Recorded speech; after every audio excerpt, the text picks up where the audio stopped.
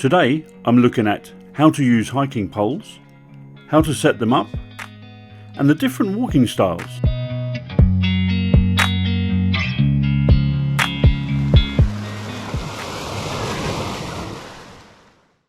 Hi there, and here we are. It's just about New Year, and I think it's time to make those New Year's resolutions. So let's get out there and hike it for health. Hi there, alright. And a quick hello to my daughter. Hi doll. She's my camera lady today. Love you. That bit's going in. Okay, what I'm going to do just quickly is just talk you through the two main types of walking styles there are when you're walking with poles.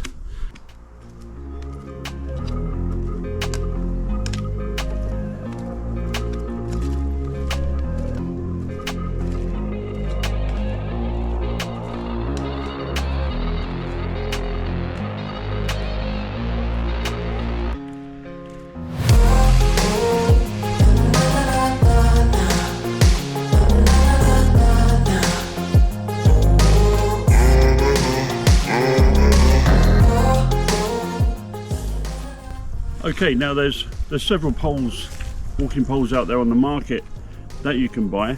This is just two of the many that are out there. The two types I've got here are mainly to do with the way they adjust. The weight is fairly similar. Both got comfortable handles on them, good straps. But this one when you adjust him, he's got clips on him, so we can pull that out. They have measurements on them. So once you've decided what the height is you require, you can then set it up to them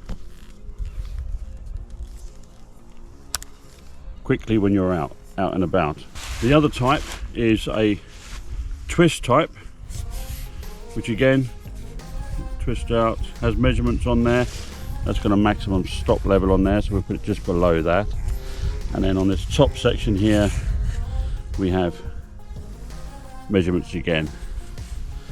So dependent, and you just twist that until it tightens up and it locks. And then we're away with the mixer. Now setting up the poles and getting them the right length for you depends on how you prefer to use the poles, what type of hiking you're going to be doing. So first of all, what's the difference between hiking style and Nordic style walking? Nordic walking is generally used for more flatter, the stonier pathways, similar to what we're on now.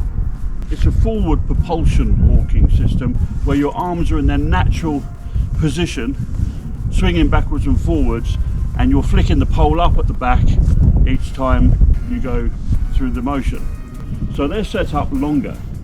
But whereas hiking can also be used for this type of terrain, but is not as efficient for pushing for that forward propelling.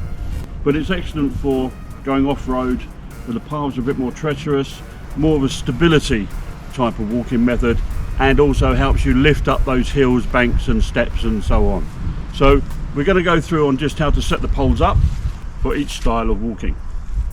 Firstly, when it comes round to hiking, the idea is your arm wants to be straight down when you're setting up your pole, and at a 90-degree angle, a good grip on your pole, and it needs to be touching the floor. So that's a little bit short for me there.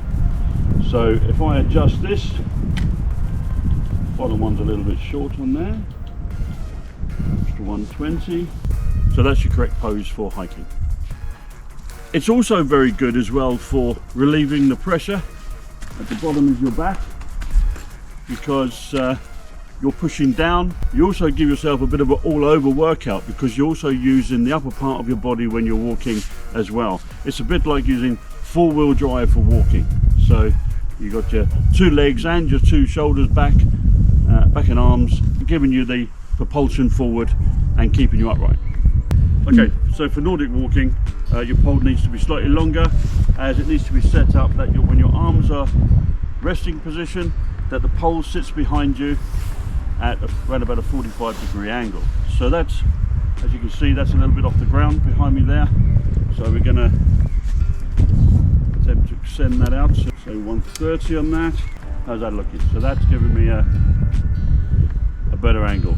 So with Nordic, it brings forward, the pole stays at an angle. Your arms don't bend up to push down. You're using the natural swinging motions of your arms, and your pole comes forward, comes in the ground just behind your foot, pushes you forward as you step forward, and then you use a flicking motion to flick the pole up, and as you step forward, your arm swings forward, a normal walking motion, and it comes back down into position again. And that's how, by walking in the Nordic style, you've got more forward propulsion, you're pushing yourself forward. Okay, so that's the two ways of setting up your poles for the two main styles of walking. What I tend to do is I set my poles up in a position which suits me personally. So when we were setting up for hiking at the 120, we have it set up with the pole down straight in front of us and that 90-degree angle. At 120 centimeters, that's good for me. When we were setting up for Nordic walking, we were set up at 130 centimeters. So for my height, that worked well for me in my natural walking position. What I tend to do is I tend to go somewhere in between. So I've set up at 125 centimeters. I prefer my pole to be hitting the ground just behind my heel. So I'm still using that slight forward motion to help me propel forward, but it's also because I'm pushing down on the pole when I'm walking, I'm also taking a little bit of pressure off the bottom of my spine and helping me up the hills and banks and good stability all around. I just want to talk about the straps and how we actually hold the pole at the top. How the straps work with the hands. Now, I mention this because there is a right and wrong way of using the straps. A lot of people will just see the strap hanging down, they'll put their hands through there, yeah, it's not going to fall off, and they grab the strap and away they go. That is the wrong way to use the strap, and this is why. When you're walking, and especially when it's slippery like it is today, if you fall, your natural reaction is to put your hands out in front of you. That is where the pole is going to land on your hand. That's going to give you a lot of pain when you hit the floor there.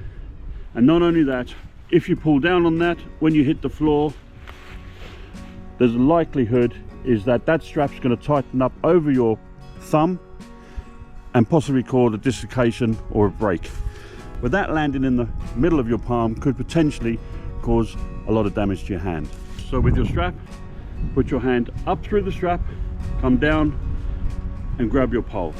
If you fall forward, the pole will drop below your hand first as you go down to the floor. Okay, you're going to land on your hand. That's what you want to do. You want that pole to be able to drop down below your hand before you hit the floor. This is the little path I have a gentle stroll up, which is got a steep little incline. Gets the heart racing, gets the cardiovascular going. That's what you want. But also something excellent when you're out and about is this stuff. It's lichen. Yeah, lichen only really grows on the trees when the air is clean. So it's very rare to find lichen in polluted areas. So you know that when you're out walking, you see that lichen on the tree. Take a deep breath. You're getting some good stuff. Okay, I've got another little tip for you. Now, if you're out and about and you feel a little bit disorientated, you haven't got your compass with you, or your phone to tell you which direction to go in, then you can always check out whether you're walking in the right direction by the trees. There's two ways of doing it really. One is if you have some fast growing trees like this one here, you'll generally find that most of the branches on the one side go up and on the other side they tend to lean out more. That's generally because they're trying to find the sun. So if you're in the northern hemisphere, the chances are that way is south. Another way of looking at it is if you've got a tree which isn't particularly surrounded by other trees, so causing an awful lot of shadows, you'll find that on the one side of the tree, especially with trees with quite coarse bark, you will see that on this side the bark is relatively clean. It's got some algae on it, but whereas on the north side, where it gets little sunlight, there is an awful lot of algae growing on there. So this tree is going to get a reasonable amount of light where it is, all the way around, most of the year round. So the chances are that way is south. That's where the sun is. So over here we have another good example of the branches going out at an angle, heading towards the south.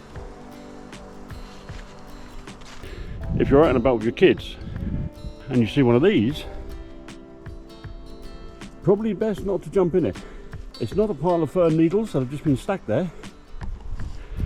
It's an ant hill, and they're quite big ants. So don't let your kids jump in that, as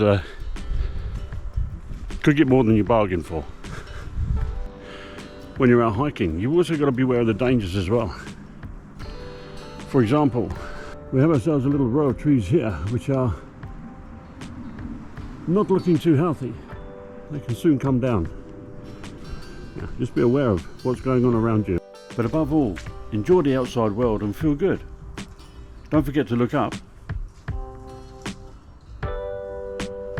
I hope you enjoyed and maybe took something from this video that was a little more educational.